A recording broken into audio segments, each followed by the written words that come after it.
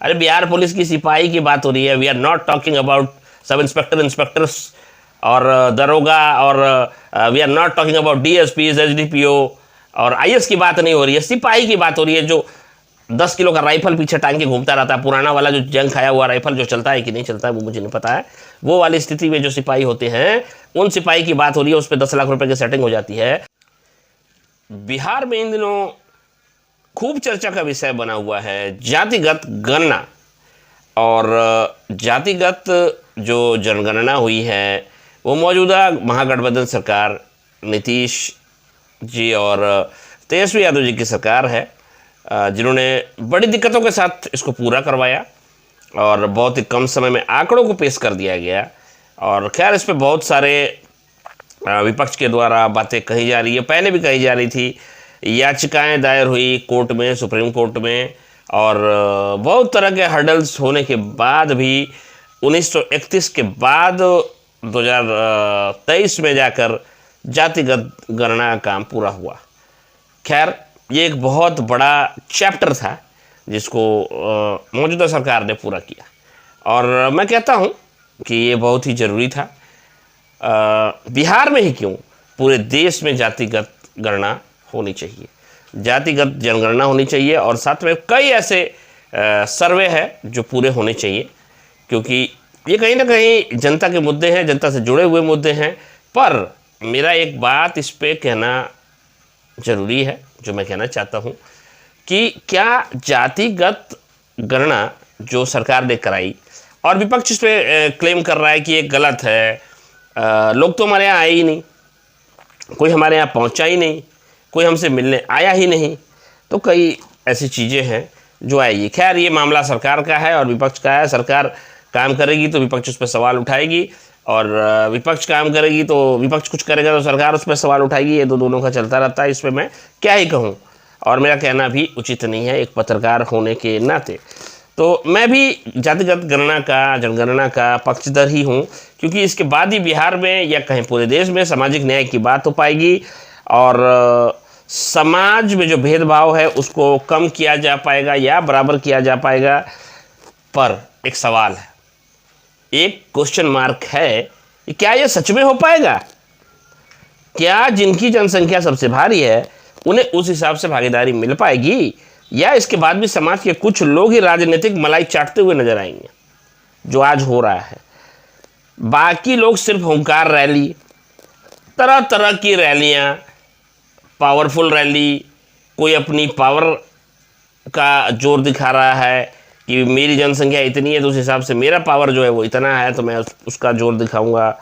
कोई कुछ, पूरी जो जातियां हैं वो लग गई हैं अलग अलग तरीक़ों से, अलग अलग कि हमारी जो जनसंख्या है वो ऐसी है वैसी है, जो भी है। खैर मैं उस पर ज़्यादा बात नहीं करना चाहता हूँ। मेरा सिर्फ एक प्रश्न है कि क्या इससे सामाजिक न्याय की बात आएगी, या कुछ लोग ही राजनीतिक मलाई चाटते हुए नजर आएंगे जैसे आज हो रहा है? क्या सीन बदलेगा, सिनेरियो बदलेगा? अगर बदलेगा तो ये पूरे देश में हो जाना चाहिए, बिना देर किए सबसे पहले इसको कर देना चाहिए। अभी क्यों भैया 24 में क्यों करा, पहले ही कर देना था इसको। खैर इस पर हमारा कोई जोर नहीं है, हम कुछ बोल भी नहीं सकते हैं, सरकारी मामला है, सरकार का जब इच्छा हो तब वो काम करेगी, नहीं करेगी वो अलग मुद्दे हैं। पर मुझे एक बात समझ में जो आती है वो मैं जरूर मुद्दों को रखना चाहता हूँ। दो प्रमुख मुद्दे मुझे समझ में आते हैं, अशिक्षा और इससे जुड़ा हुआ दूसरा मुद्दा है बेरोजगारी। क्योंकि बिहार की मुझे लगता है 90+ जो जनता है, 90% से 92%, 93% से ऊपर की जनता, और पूरे देश में भी लगभग इतने ही परसेंट जनता जो है, ये दोनों दिक्कतों से गुजर रहे हैं। क्योंकि हमें भी पता है कितने लोग जो हैं वो आर्थिक रूप से बहुत मजबूत है। जो आर्थिक रूप से बहुत मजबूत है उनके पास समय नहीं है जाति पे बात करने के लिए, ये आप समझ लो। जो बहुत आगे जा चुके हैं वो उनके पास टाइम नहीं है इन चीज़ों पे बात करने के लिए। तो अशिक्षा और बेरोजगारी की मैं बात कर रहा था, क्या इस पर राज्य सरकार और केंद्र सरकार कभी मिलकर या अलग अलग कोई कदम उठाएगी? क्या योजनाएं बना देने से फ़ायदा मिल जा रहा है, मिल पाता है क्या? कभी पता करो आप। मैं नेता से, विधायक जी से, मंत्री जी से सबसे एक बात पूछना चाहता हूँ, योजना बना देने से क्या उसके फ़ायदे मिल जाते हैं आम जनता को? बिहार में हर परीक्षा का पेपर एग्जाम से पहले लीक हो जाता है, पहले सेटिंग हो जाती है 10 लाख की, 12 लाख की। सिपाही, अरे बिहार पुलिस की सिपाही की बात हो रही है। We are not talking about sub inspector, inspectors और दरोगा, और we are not talking about DSPs, SDPO और IS की बात नहीं हो रही है, सिपाही की बात हो रही है, जो 10 किलो का राइफल पीछे टांग के घूमता रहता है, पुराना वाला जो जंग खाया हुआ राइफल जो चलता है कि नहीं चलता है वो मुझे नहीं पता है, वो वाली स्थिति में जो सिपाही होते हैं, उन सिपाही की बात हो रही है। उस पर 10 लाख रुपए की सेटिंग हो जाती है। लोअर मिडिल क्लास और गरीब जो होते हैं वही यहाँ भी उन्हें दिक्कत होती है, क्योंकि ना उनके पास सेटिंग के लिए पैसा है, 10 लाख 12 लाख रुपया है ही नहीं, और ना राजनीतिक पहुँच। बहुत मेहनत करके एक गरीब का बेटा, एक गरीब का बच्चा पढ़कर, मेहनत कर शारीरिक फिजिकल ट्रेनिंग, इसकी तैयारी उसकी तैयारी करके, पता नहीं कैसे कैसे तैयारी करके वो पहुंचता है एग्ज़ाम का सेंटर तक। वहाँ पता चलता है कि व्हाट्सएप पे पेपर जो है वो पहले से तैर रहा है, एग्ज़ाम के 1.5 घंटा पहले पेपर लीक हो गया और वो तैरना स्टार्ट कर गया।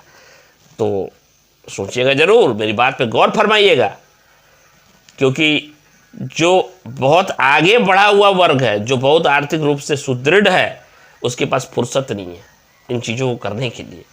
जिनके पास फुर्सत है वही ये चीज़ कर रहे हैं। तो 2 मुद्दे जो मुझे लगता है जाति से बड़े मुद्दे हैं, वो है शिक्षा और बेरोजगारी। खैर मैं ये नहीं कह रहा हूँ, जरूरी था जातिगत गणना, क्योंकि इसके आधार पे ही वो भी चीज़ निकल के आएगी कि कौन आदमी कहाँ बैठा है, कौन आदमी क्या, पर सब कुछ है, पर क्या उस पर आप बराबरी की बात कर रहे हैं, सामाजिक न्याय मेंटेन करने की बात कर रहे हैं? अगर कर रहे हैं तो बहुत अच्छी बात है, और अगर नहीं कर रहे हैं तो फिर तो वही डफली वही राग। तो ये सोचने और विचार करने की बात है। तो बने रहिए हमारे साथ, यानी BV न्यूज़ के साथ। आप देख रहे हैं BV न्यूज़, मेरा नाम है आलोक कुमार। धन्यवाद। अगर आपको हमारी खबरें पसंद आ रही है तो हमारे चैनल को लाइक, कमेंट और सब्सक्राइब जरूर कीजिए। धन्यवाद।